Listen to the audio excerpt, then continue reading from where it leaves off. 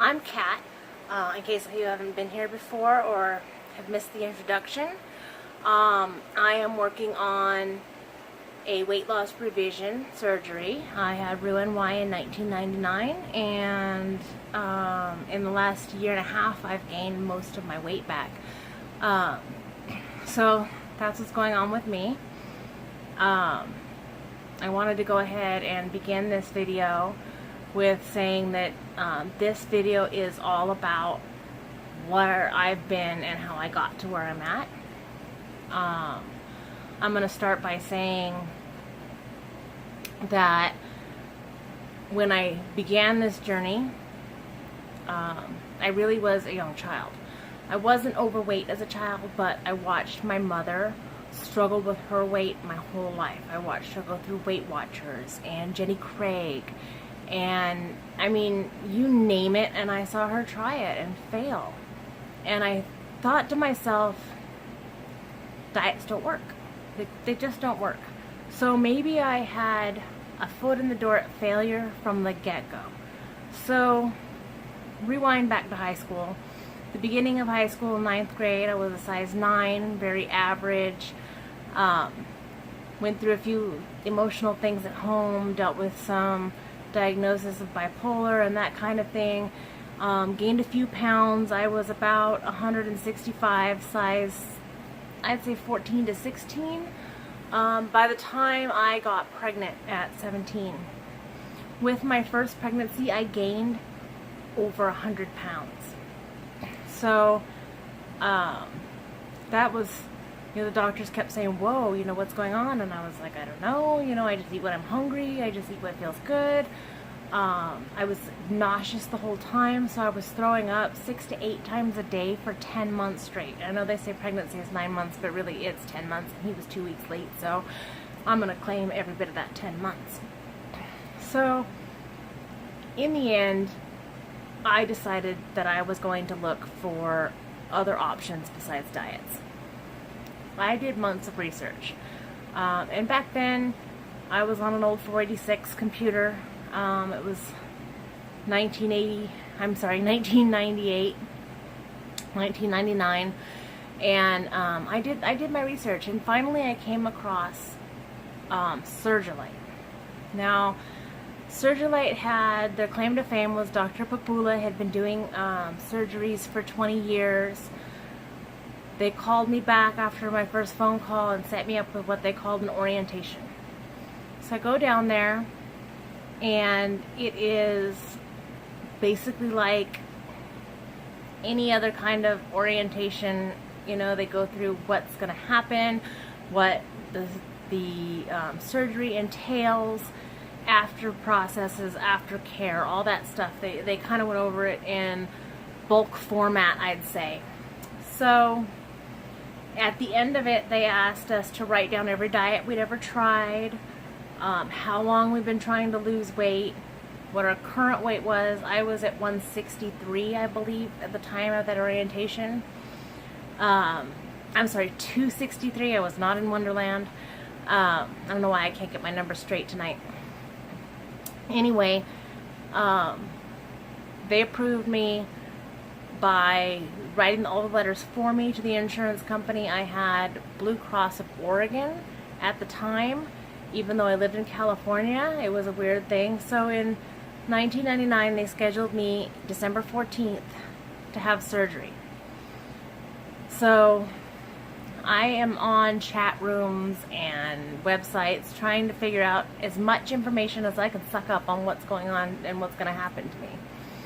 The chat rooms on Surgilite were wonderful. I got to talk with other people who'd had it done. I got to talk with people who had basically gone through different stages and were in different steps. There was one woman who had had her surgery 20 years prior and then had a revision and had gotten back down to her goal weight again. Excuse my cat over there. Anyway, so the thing is that she was like, oh, don't worry about it. If something happens and you gain the weight back, we'll just sign you up for a revision. No problem. You're covered.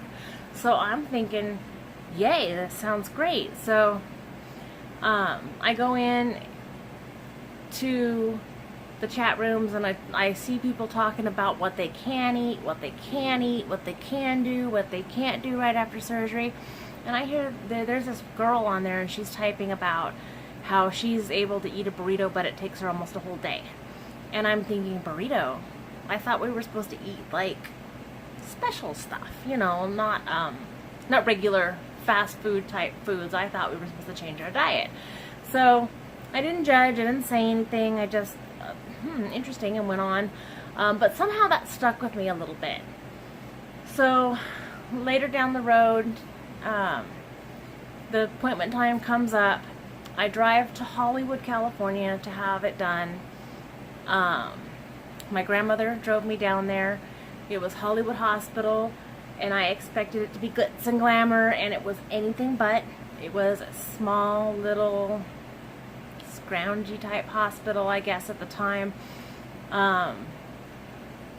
The rooms didn't have TVs. It was very basic, extremely clinic-like. Not what I expected a hospital to be. But I tried to quell my nerves. My grandmother who came with me, my Nana, she talked to me and made me feel better. The woman I shared a room with was a nurse, and she had a funny story about how she had gone ahead and shaved her stomach to prepare for the procedure, and then the doctor was like, whoa, you might have nicked yourself, you can't do that, we have to delay the surgery. So they actually delayed the surgery on her, and then so she ended up being, her surgery was the day before mine, or not the day before, her surgery was the surgery before mine, sorry. So she went in and had the surgery and came back out, and before I got to see her, they sent me in. So when I come out of the surgery, of course I don't remember anything from the surgery, I come out of the surgery and I'm in a recovery room. It's very small, lots of machines, beeping, noises, all this stuff, and I'm very disoriented. And I realize that there's a girl next to me, and then I start to come to, I realize it's my roommate, and she's crying out in pain, saying how uncomfortable she is, calling for a nurse. Meanwhile, I had an NG tube, which if you don't know what that is, it's a tube that goes in your nose and down into your stomach. And I woke up with this tube in my nose and down into my stomach, down through my esophagus. And somehow they had scratched up my nose pretty good putting this thing in, because I took a deep breath when I realized I was awake. I took a deep breath and sucked a blood clot around that hose and blocked my airway. So I'm panicking, I'm banging on the bed, I'm trying to get anybody's attention. My roommate notices that I'm in distress and hits the call button. And she's like, nurse, get in here now, I don't think she can breathe. So the nurse comes in, they pull the tube, this giant blood clot comes out. They're like, oh, you should be all better now. Meanwhile, you know, I thought, oh my God, I almost died. So that was probably the scariest part of the whole surgery for me, was that happening. That was what I would call emergency number 1 as a result of the surgery. There was an emergency number 2. I'll get to that later. Anyway, after that happened, as I came out of anesthesia, I was taken to a regular room, the room that I had started in.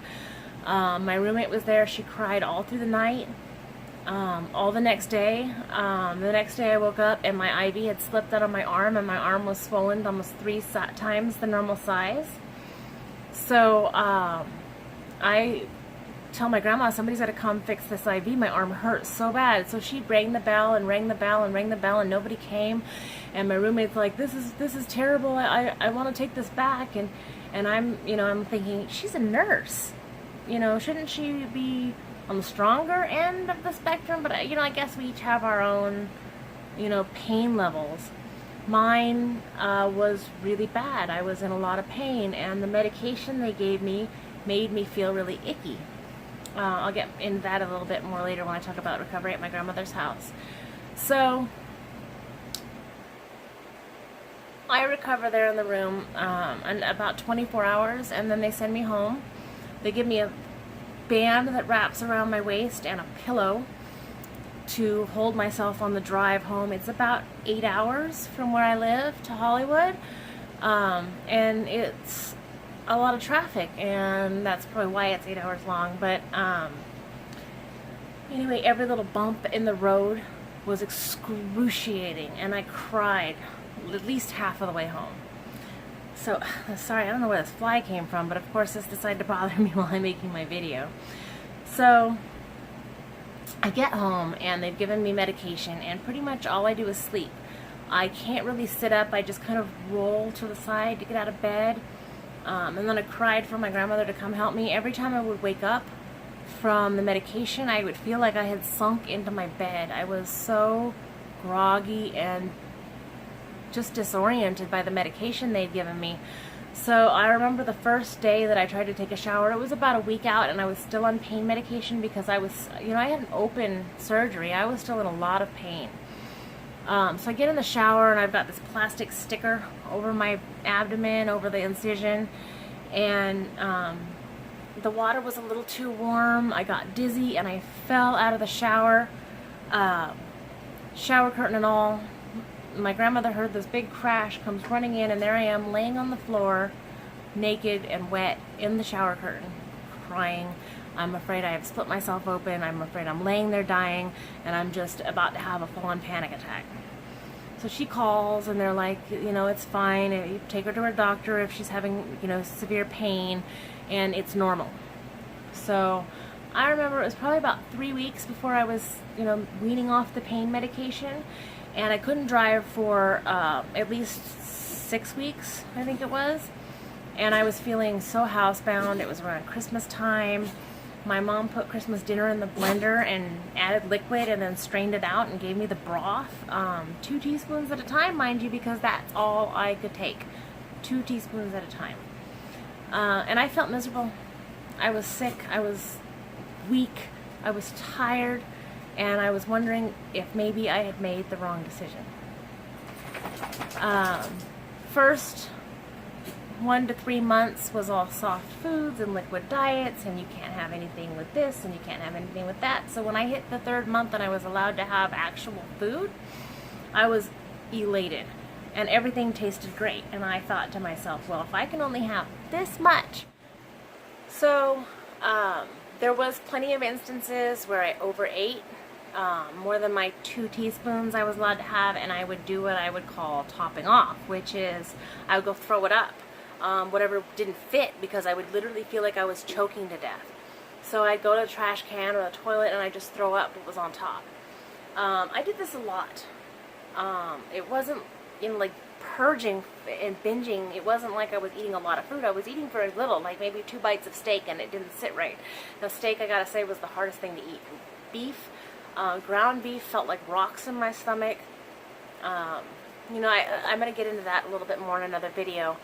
But for right now, people were telling me, oh, you took the easy road. You took the easy way out. You just had surgery, and now you just get to lay back and watch the fat melt off. And I'm sitting here thinking, this is not the easy way. Don't let anybody tell you that. This is not easy. It is hard work. It took dedication. I had to learn the difference between mental hunger and physical hunger.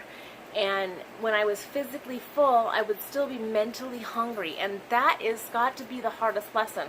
And I think that I kind of, over time, unlearned it. 6 months in, I had a plateau. Stayed about the same weight for a couple of months. Got down to about 155, which for me looked more natural than any lower weight. It looked healthy. A little bit of meat on my bones. Here comes the big one. I lost 150 pounds. So I was down to just a little under 150 pounds. I don't remember exactly, but I do remember I hit the 150 pound mark. And everything was going great. And I got pregnant. And this was about, let's see, this was in 2001. So I got pregnant, and I didn't feel very well. But I didn't feel very well with my first pregnancy, so I didn't think that much about it. Until I started to show at like 3 months, like I was 6 months pregnant. My belly was out to here, and all I could wear was my overalls. And I'm thinking to myself, something seems so off. Am I having twins? You know, what's the deal? So I went to the doctor. The doctor's like, no, you're not having twins. Yeah, you seem a little big. I just keep an eye on it. You should be fine. Well, meanwhile, I'm passing out in different places. I went to the mall in kind of a rough area of town. It used to be a mall. It's not there anymore. They tore it down for that reason.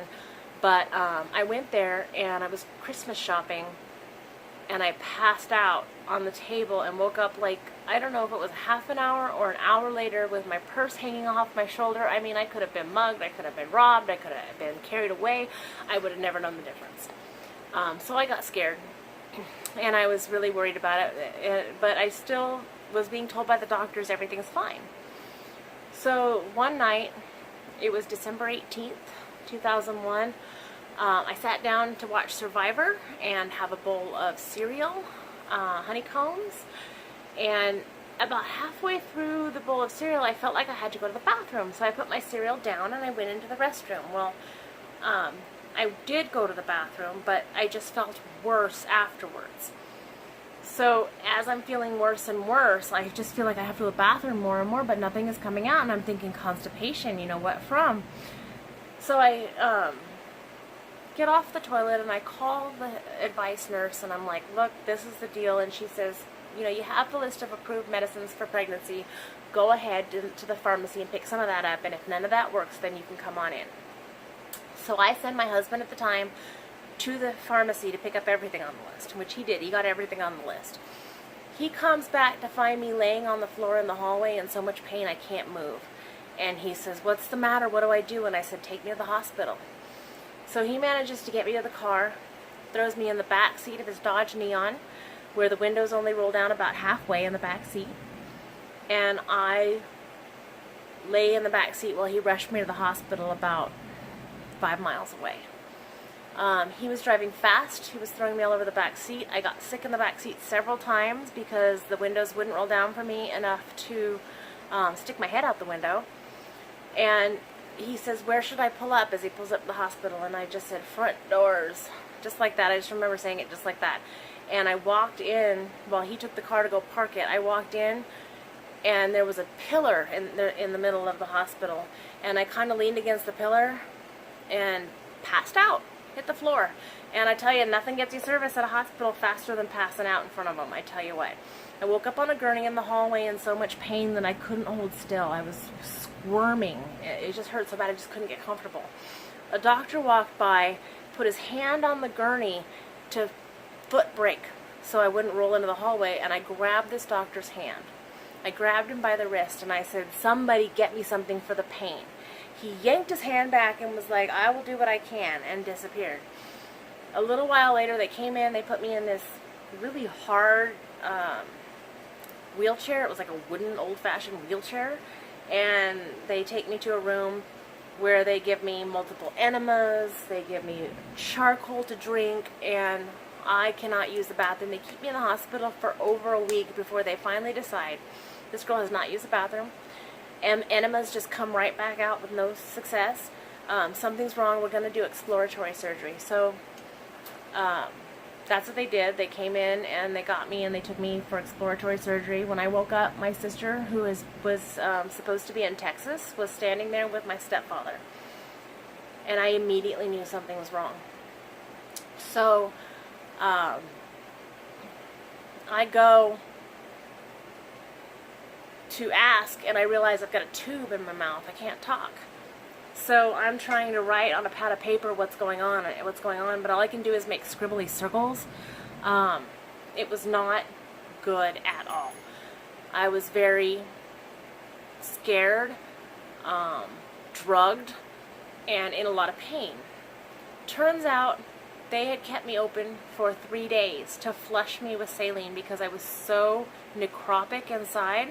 I hope I'm saying that right, necropic, that they were afraid I was going to die. They told my family I was going to die, and that there was not much, didn't have much hope for me. So when I woke up, everybody was really happy to see me, and I was really confused. So I didn't know what was going on. I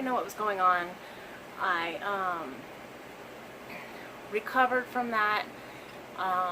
But as I was recovering in the recovery room, they came in and told me, look, there's no way that your pregnancy is going to continue. Just too much stress, too many drugs in the operating room, and if your baby isn't dead already, then they will not survive. So I was stewing on that, and Christmas morning they come in and they're like, we're going to do an ultrasound. And I did not want that to be the day that I found out that my baby was dead, so I resisted. I told them I didn't want to go. They sent in a big Bertha-looking lady, and she said, either you get on the cart, the gurney, or I'm going to put you there. So I got on the gurney, and I went to the room where they did the ultrasound. And he was kicking and moving around in there, and they're like, oh, look, that looks good. And long story short, my 16-year-old is here today to prove that miracles do happen. Anyway, they said everything was good. I did not get to leave the hospital until January 1st. I missed Christmas Eve, Christmas Day, and New Year's Eve stuck in a hospital bed. But I was happy to get out. All I wanted was some Taco Bell and some Dr. Pepper. So that's what I had as soon as I got out.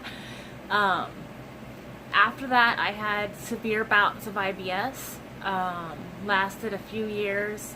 Even still, I have trouble eating a bowl of cereal, sugar, milk together, bad combination.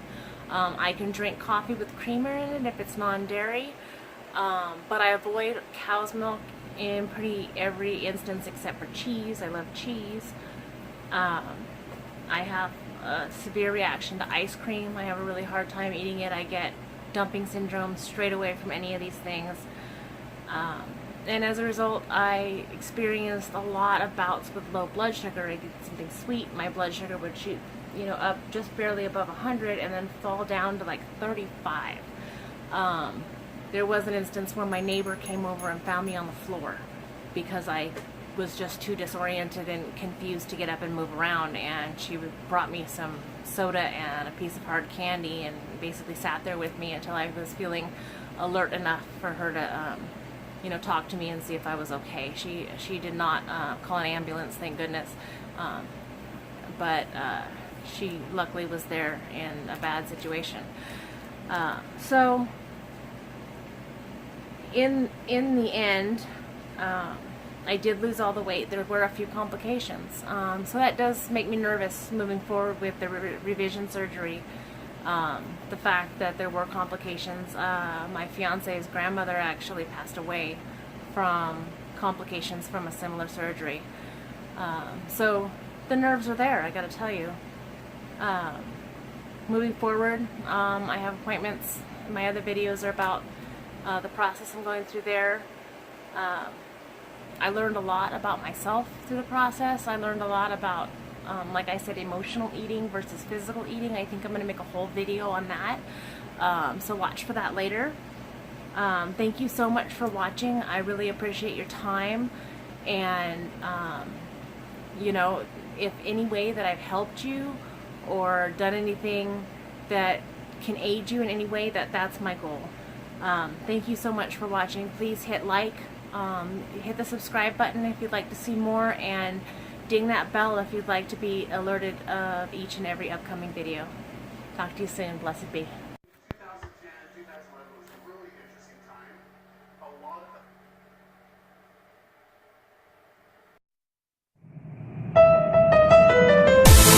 of